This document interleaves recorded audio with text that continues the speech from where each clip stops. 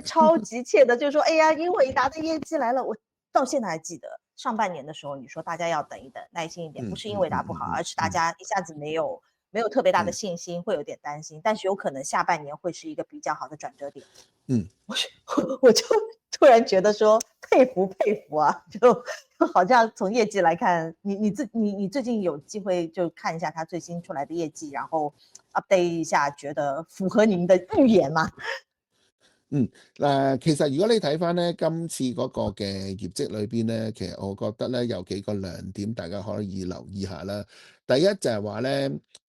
如果你撇除咗佢喺個 H20嗰度咧，就唔可以賣嘅話咧，即係嗰條數咧擺翻落嚟咧，其實佢按季個收入增長，即係假設啲 H20係賣得到出去嘅話咧，其實差唔多係有成13、14%，其實係快翻嘅，即係個收入增長。因為佢有一段時間咧，嗰個按季嘅收入增長咧，就落到去大概都係8至10%左右啦。咁即係好明顯地咧，其實佢係如果你個 H20嗰度係賣到咧，係加快翻嘅。咁而佢嗰個撥備嚟講咧，我覺得係一次性啦。咁所以變咗嚟講咧，大家之前亦都係已經反映咗，同埋咧佢個撥備今次應該係45億啦。咁就同佢之前所講嘅55億嗰個數咧，其實都少咗10億嘅。咁呢個都係一件好嘅地方啦。咁而大家去睇嘅時候咧，佢今次嗰個毛利率咧係大概71.2定71.3%啦，嗰個毛利率啦。咁呢個咧就係即係扣減咗話要做撥備嘅，因為如果你係即係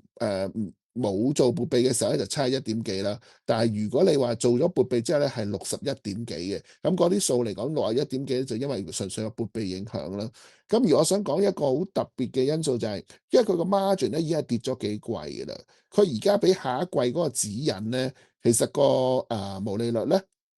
係 gap 同 non-gap 咧都回升翻。gap 咧應該係71.8% 啦，而 non-gap 咧應該就去翻72%。點解可以回升咧？其實佢喺嗰個業績裏邊咧，都有一個講到咧，就係話佢而家 Blackwell 嗰個嘅生產咧，已經係一個 full production 啊嘅意思咧，就係咩咧？之前點解佢毛利率會跌咧？就係因為佢個 Blackwell 咧唔係 full production，凡係你唔係 full production 嘅時候咧，咁你嗰個 margin 咧就會係有影響咯。咁但係佢而家已經去到 full production 嘅時候咧，所以個 margin 就開始有個回穩嗰個嘅情況喺度咯。咁所以我預期咧，其實個毛利率咧係有機會已經穩定咗啦，咁甚至乎可能有少少回升嗰個嘅情況喺度。咁呢一樣嘢係即係對於個前景嚟講，其實相當之重要嘅一件事啦。咁另外咧就係話，雖然佢冇 H20嘅單啦，但係嚟緊咧，我哋覺得個 Blackwell 下半年個出貨量都會好，同埋最重要一樣嘢咧，就係先前大家覺得咧，NVIDIA 咧嗰個芯片嘅銷售可能會有個不明朗因素，就係由於譬如好似 DeepSeek 佢之前出嚟嗰個嘅算法方面咧，都可以用少啲嘅芯片，但係咧佢都可以做到同其他一啲嘅即係 AI model 一樣咁強勁嘅算法啦。咁所以大家就質疑就話我係咪唔需要咁多芯片啦？但係從最近咧，你見咧好多啲嘅企業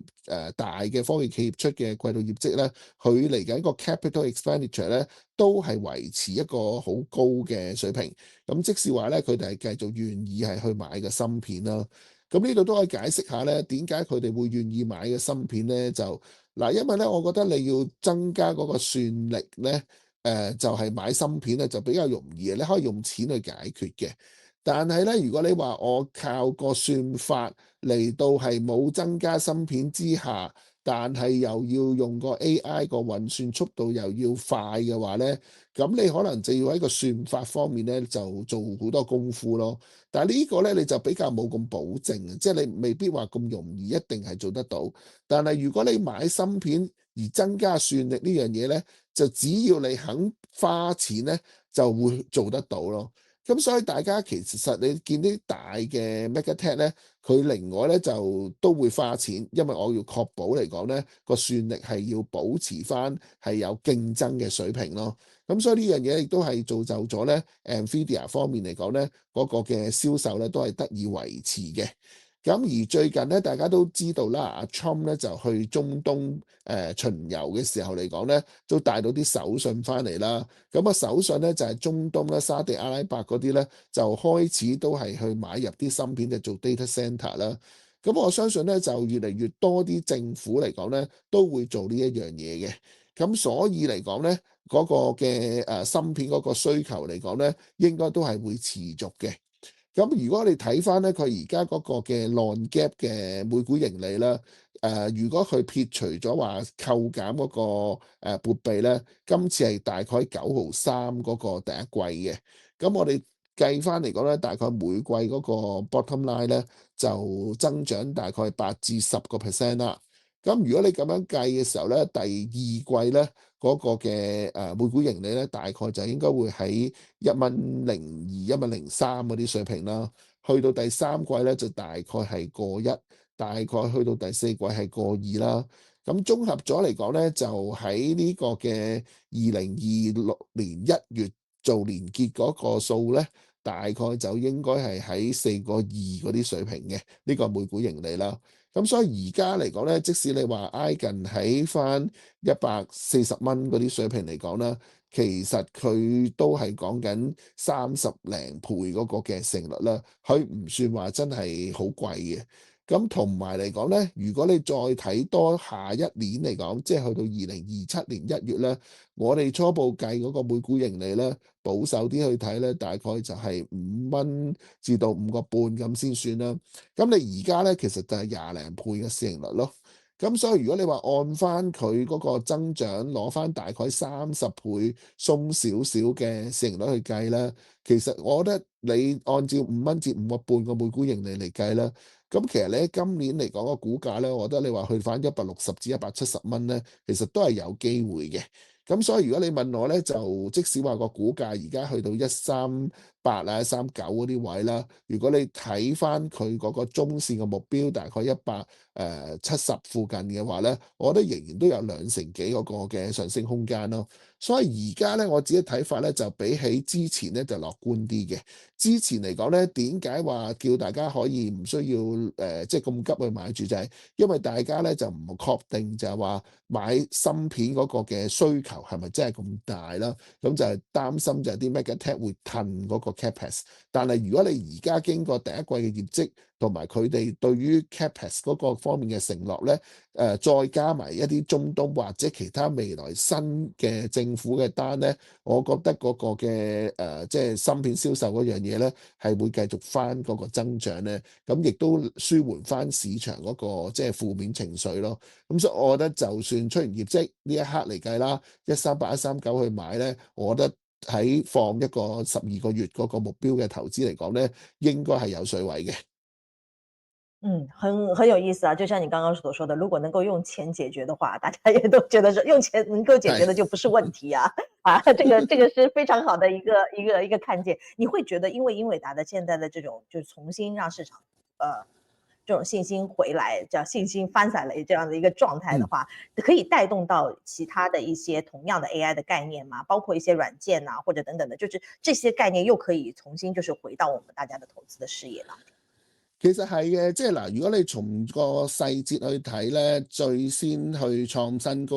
同 AI 相關嘅板塊咧，就反而係一啲核電嘅。你見 GEV 啊嗰嗯啲股價咧已經係創咗個高位。當然啦，就因為美國政府咧都係對於核電方面有啲新嘅指引咧，嗰度會幫到手嘅。但係其實另一個因素咧，點解個核電股會行得咁快咧？其實某程度上咧，就扭轉咗之前大家覺得個 data center 個增長速度存疑嗰樣嘢咯。咁依家咧就大家調翻轉咧，就覺得data center 咧其實都係繼續會係有增長，因為有一段時間咧，微軟咧就將佢嗰啲 data center relocate 啊，咁啲人就擔心係咪冇需要咁多新嘅 data center，所以嗰下咧就令到嗰個嘅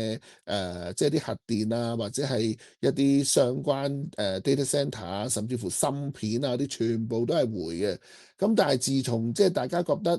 其實個 data center 咧係仍然個需求好大嘅，佢 relocate OK 咧，就只不過可能有啲位真係冇咁嘅需要，所以佢轉去第二個位就唔係話個 data centre 係個需求減少咯。咁啊，開始撇除咗呢樣嘢之後咧，咁我哋咧就見得到譬如話有幾樣嘢都強咗啦，包括就頭先所講嘅核電啦。第二個嚟講咧，就會係你見得到一啲我哋叫做喺 data centre 入邊咧做啲 inter exchange 啦，包括咧就主力就係 CLS 啦呢間公司啦，咁個股價咧都係由90幾蚊就上翻去110幾蚊啦。咁其實佢嗰個公司出嚟嗰個業績都唔錯嘅，同埋佢都提高咗嗰個 guidance 嘅。咁佢依家個 non-GAAP 嗰個嘅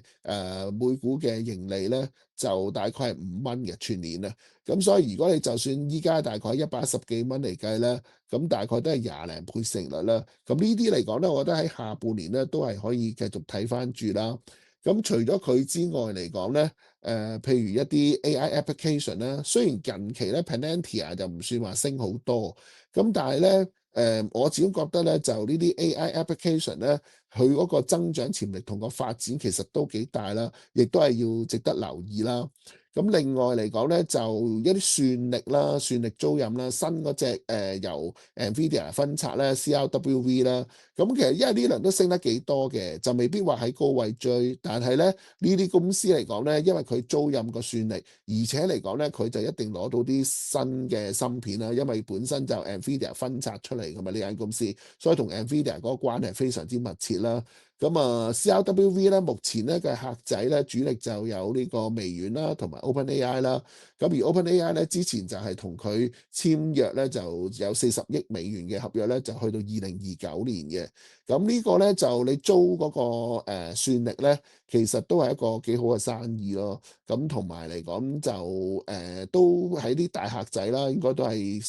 即係喺嗰個收入方面嚟講，都係幾穩定下啦。咁同埋嚟講咧，就佢個擴展嘅速度應該幾快下。唯一嚟講咧，佢可能個 capital expenditure 就比較大少少嘅。咁呢個係佢可能有少少唔係咁，即係呢一方面係比較弱少少咯。咁另外嚟講咧，我覺得就呢啲網絡安全咧，其實都 OK，不過就唔好喺呢啲高位買啦。譬如兩隻裏邊咧，包括 CRWD 咧同埋 EZS 咧，兩隻咧，我覺得都係非常非常之好嘅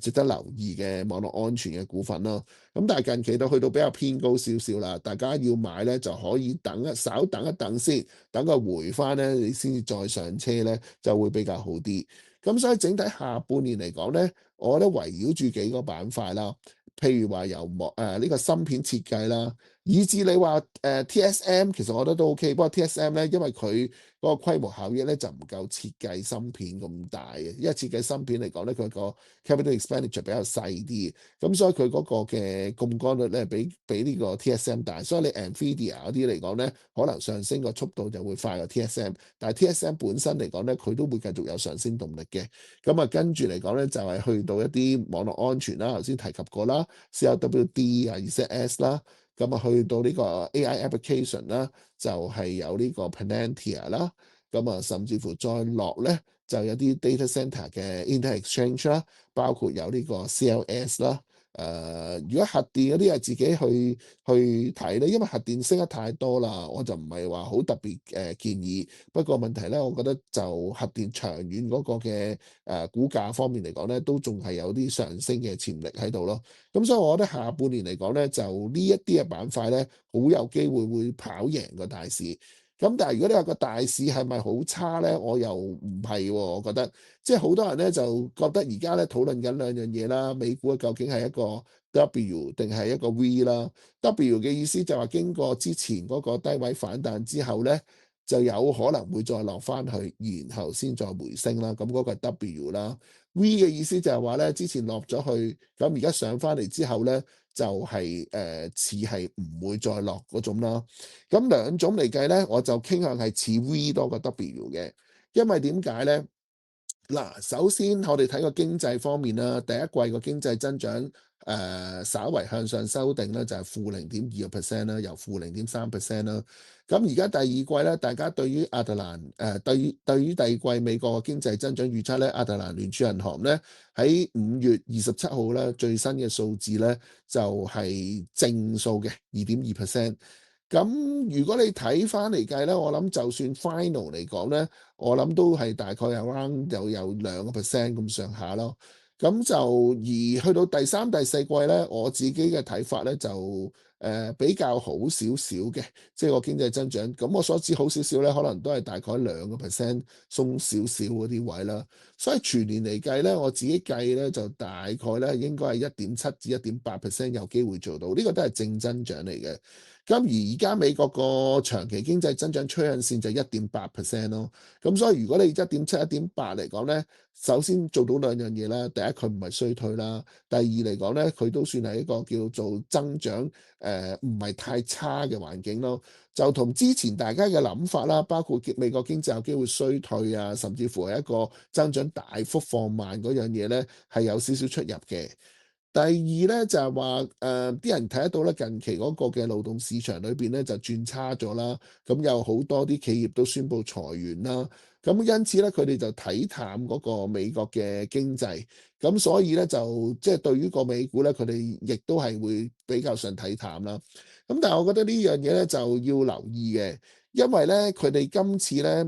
減省人手嘅原因咧。就未必話係純粹個業務差而減省人手啊，而係因為 AI 嘅幫助咧，佢係唔需要咁多人手啊。咁所以佢減省嘅人手嗰樣嘢咧，可能係用 AI 提升咗佢嗰個嘅即係 efficiency 嗰個效益率嚟講咧，係冇低到啊。咁啊冇低到嘅話咧，但係嗰個嘅即係企業盈利嚟講咧，其實係會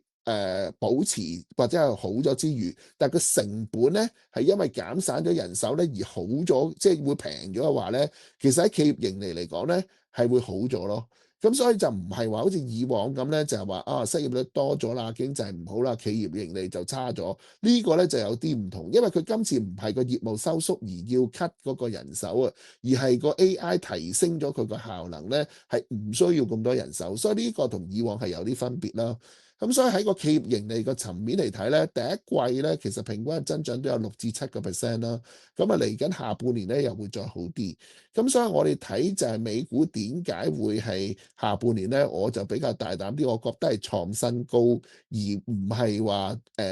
即係 W 再落翻去嘅其中之一個原因就係喺個企業盈利係好過預期呢一樣嘢而帶動咯。咁但係如嗯果你睇翻嚟講咧，譬如話喺嗰個月線圖嘅保力加通道啦，無論道指、標普500指數同納指咧，佢而家個月線嘅保力加通道中軸咧，全部都係向緊上，而且嚟講咧，4月份雖然曾經跌穿過中軸，但係佢4月尾咧係收翻高嘅，所以佢喺4月份嚟講個收市價嚟計咧，喺個月線圖咧，喺個月線嘅保利加通道中軸咧，佢仍然都係企喺中軸樓上。咁啊，5月份更加唔使講啦，因為5月份係升翻好多喎。而家嚟講咧，你標普500指數啊、納指嚟講咧，都差唔多高嗰個中軸1成幾啦。咁所以變咗嚟講咧，就5月份其實就好明顯係遠高過個中軸咯。咁所以如果你睇保利加通道月線嗰個嘅走勢嚟睇咧，其實美股係冇走過話啲咩熊市嘅，只不過佢4月曾經穿咗落去咧，我覺得呢個就同特朗普嗰個即係人為因素有關。所謂嘅人為因素就係因為佢推出嗰4塊牌嗰個關稅係好高，令到個市場好恐慌而拱咗落去咯。咁另一樣嘢就係話咧，因為我哋自己都係做幫客投資咧，我就明白嗰個道理。我哋比較好啲咧，就係話我哋唔係話純粹做個基金咧。如果你做緊基金嘅時候咧，個市落緊咧，你係會沽緊，你會跟人哋會沽緊啲貨，因為點解咧？因為咧你都擔心咧，你旗下啲客人咧佢會贖回咧，你會越先係沽嘅話咧，你就會越唔使跌，因為變為現金嗰橛你咪唔使跌咧，你就會跑贏人哋嘅。咁但係個問題就係今次佢都上翻嚟嗰下亦都好快。咁你喺上翻嚟嘅時間嚟講咧，其實我覺得基金經理咧，佢會買翻啲貨，但係佢唔會買得咁足嘅。我舉例咧，佢沽100億咧，可能佢係買翻50億咁上下啫。因為點解咧？第一佢唔知道特朗普會唔會有5時花6時變啊嘛，所以個市反彈咧，佢都要補，但係佢唔會補足咯。咁所以你見近期咧好得意就係話，就算有啲大家唔係好中意聽嘅消息，譬如話你見得到話佢之前同歐洲咪話加歐洲關稅50%咧，嗰下咧上個禮拜五咧美股都有跌下㗎，但係佢好快咧個跌幅就係收窄咗。個原因係乜嘢咧？啲機構性投資者啊，啲基金經理咧，佢本身都唔係好夠貨，即係佢變咗都要沽嘅話咧，佢都惜貨如金咯，佢就唔會話好似之前大手咁掟咯。咁所以咧，只要譬如話去到下半年啦，啲企業盈利同埋個經濟冇市場預期咁差咧，我相信佢哋就繼續真係要再補貨啊，因為如果唔係咧，佢交代唔到啊，基本上佢會跑輸。咁所以嚟緊咧，我覺得指數上咧係都有機會創新高。譬如你話標普500指數咧，就去到6500點啦，6600，我覺得都唔係太出奇。不過就唔會好似2024年嗰種嘅升幅㗎啦，因為2024年咧升得都多嘅，嗰陣時講緊係雙位數字嘅升幅咯。今年嚟講咧就應該唔會有雙位數字升幅，但係都係有機會創唔到個高位嘅。咁所以個別嘅股份咧，頭先我哋提及過咧一啲 AI 相關啦，或者係一啲半導體嘅股份咧，我覺得會更加跑贏大市咯。我觉得这个是很有意思的一个情况，就是这一轮不是散户反而会嗯，认为说自己的表现会更好一点啊，因为有可能是在低位反而是捞货，然后而且甚至是没有那么惧怕这个所谓的那个係关税的效应是真的发生的。然后而且那一段时间又有很多的那种声音出来嘛，就是说，哎呀，大家对于美元资产，包括美股嘛，对吧？然后就嗯有点质疑啦，然後錢呢有可能可以流回來港股啊，嗯或者是怎麼樣。但是當時我非常記得，就是 Patrick 應該我不說唯一吧，就是嗯在本港市場少數的在那邊說不要那麼去看待美股的朋友。嗯。就是你當然也就是你有在提醒這件事情，所以我印象非常深刻啊。但你現在當然我們也不是要表現，就是過度的說港股怎麼樣的情況，嗯但港股真的我早上看那個嗯圖，嗯又有點 M，就你知道嗎？就嗯嗯美股不管是 嗯嗯 V 還是 W，但港股現在是 M 嗯的那個第二個那個頭，哎，看起來就，嗯嗯。所以也蠻感慨的啊。最後 comment 一句吧，那個港股這邊我們稍微要留意一下嘛，尤其最近 AH 股過來抽走這麼多資金的情況。嗱，我諗香港股票市場咧，依家就屬於消化翻之前嗰個嘅即係叫做係低位嘅升幅啦。同埋嚟講咧，呢一刻咧就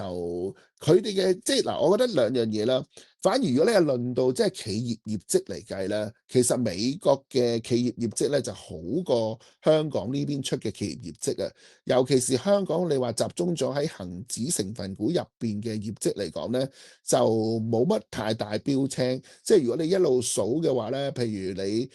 騰訊咁，雖然你話個業績叫做符合預期，都好過預期少少，但係佢增長咧都唔係話快得咁緊要。所以咧，你見佢咧上到去520幾樓上咧，佢就上唔到。當然佢亦都落到510樓下，佢都跌唔到啦，叫做比較好啲啦。咁好啦，你數到阿里巴巴。坦白講咧，大家見得到就之前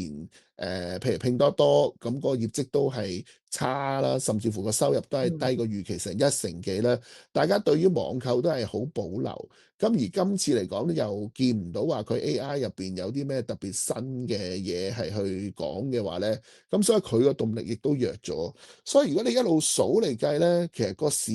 就係因為啲業績唔係咁夠強而帶到佢上去